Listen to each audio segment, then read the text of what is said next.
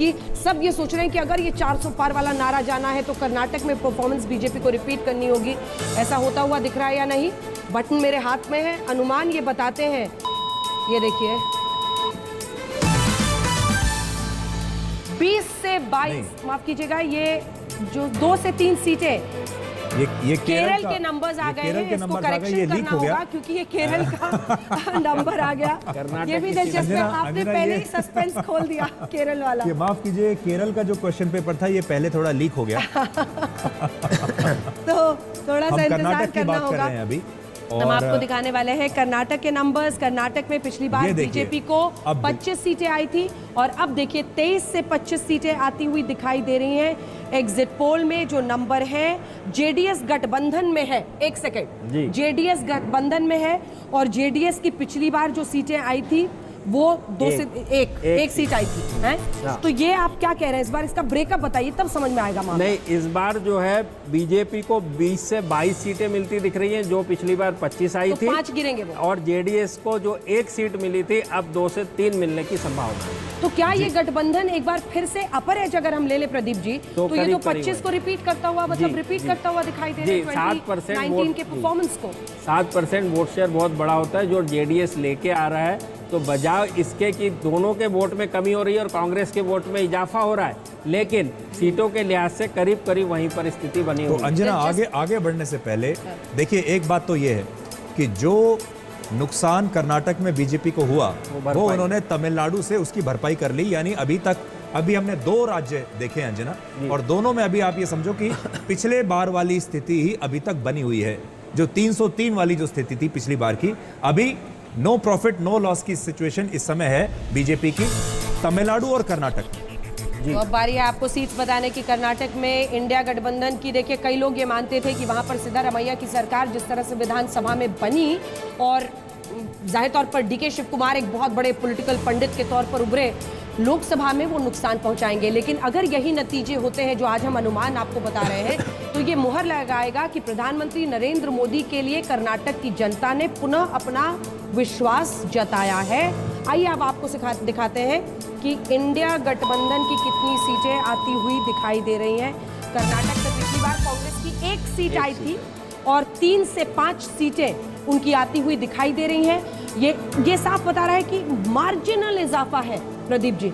यानी क्या विधानसभा में कांग्रेस को चुनने के बावजूद कर्नाटक की जनता कह रही है कि हमें पीएम तो मोदी ही चाहिए। ये 3 से 5 सीटें भी जो हैं इसमें ज़्यादा से ज़्यादा सीटें कर्नाटक के हैदराबाद कर्नाटक रीजन से आ रही हैं, जहां से कि खरगे आते हैं। और इस बार जो है पिछली बार जो सीट मिली थी बेंगलोर और ओल्ड मैसूर से मिली थी, जहां वोकालिगा बहुत बड़ी संख्या में होते हैं, जो जेडीएस का लॉ एंड वोट शेयर उनको मिलता है। इस बार वो नहीं होने की वजह से जो भी सीटें हैं कांग्रेस की खुद के दम पे वो हैदराबाद कर्नाटक रीजन से। एक सवाल मेरा है, कई लोग ये मानते हैं कर्नाटक की पॉलिटिक्स को जो फॉलो करते हैं मिस्टर गुप्ता, कि डीके शिव कुमार को सीएम नहीं बनाना, जो कि वोकालिगा है जी, उसका असर दिख रहा है कांग्रेस की तरफ उनके झुकाव में।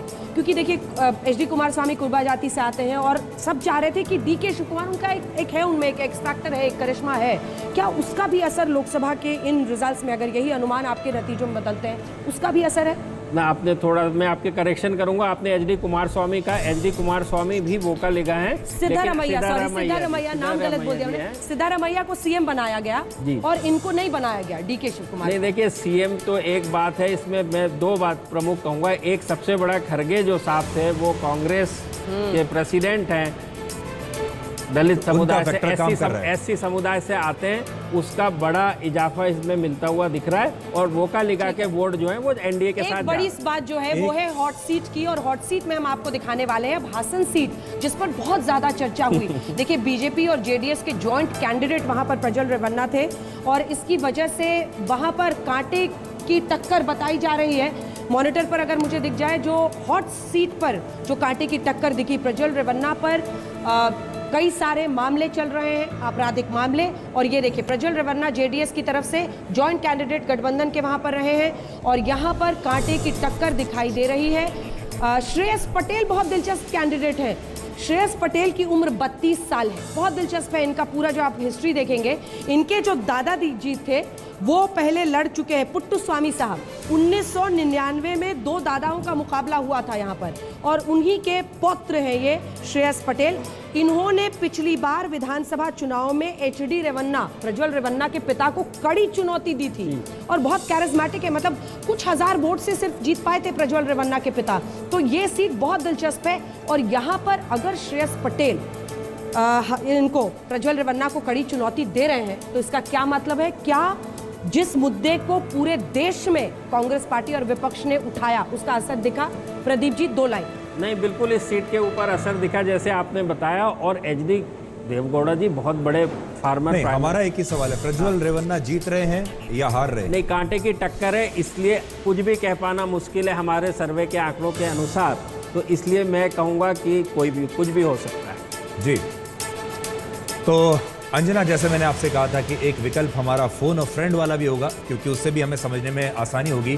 तो आप भी अपने कौन से दोस्त से बात करना चाहेंगे? चलिए, मुझे लगता है चूंकि बात तमिलनाडु, कर्नाटक, केरल की होने वाली है, केरल के नंबर्स बताने से पहले मैं चूज करूंगी नागार्जुन को।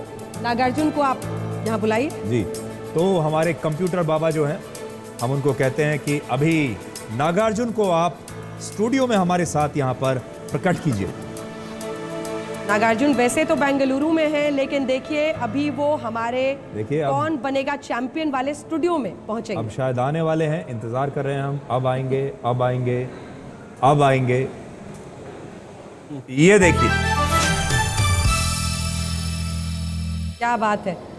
तो देखिए, कर्नाटक को अगर आप समझेंगे तो इस पूरी जो वहाँ पर स्थिति है वो ये साफ इशारा कर रही है कि विधानसभा में वहाँ पर कांग्रेस की सरकार पर भरोसा जताने के बावजूद जो जनता है वो प्रधानमंत्री नरेंद्र मोदी को पीएम के तौर पर देखना चाहती है।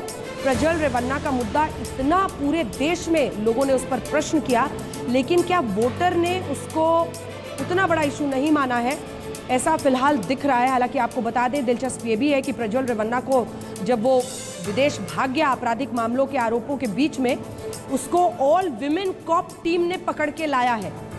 वो भी एक उनसे दे रहा था शायद। अंजना, हाँ, आपके दोस्त से हम बाद में बात करेंगे कर्नाटक, लेकिन उससे पहले हम केरल चलते हैं, जहां का डेटा थोड़ी देर पहले लीक हो गया था।